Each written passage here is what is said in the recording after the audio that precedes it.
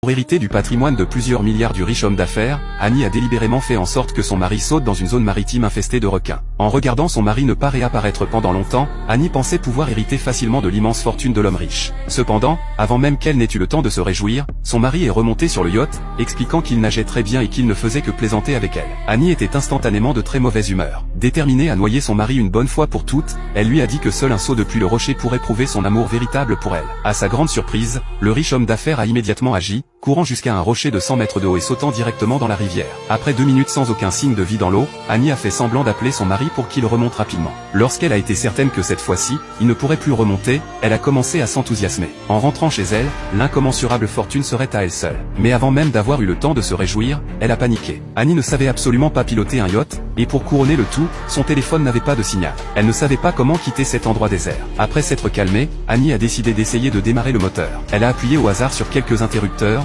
et à sa grande surprise, le yacht s'est effectivement mis en marche, mais il n'a fait que tourner en rond sans cesse. Réalisant qu'à ce rythme, le carburant finirait par s'épuiser, elle a immédiatement retiré la clé du yacht, mais celle-ci est malheureusement tombée dans la rivière. C'est alors que le yacht a été emporté par le courant jusqu'au pied d'une cascade. Annie ne pouvait que se recroqueviller, n'osant pas bouger. Heureusement, lorsqu'elle s'est réveillée, elle avait été accidentellement emportée par le courant jusqu'à une île déserte, échappant ainsi de justesse à la mort. Ce film nous enseigne qu'il ne faut pas avoir de mauvaises intentions envers les autres, mais qu'il ne faut pas non plus baisser sa garde face aux autres.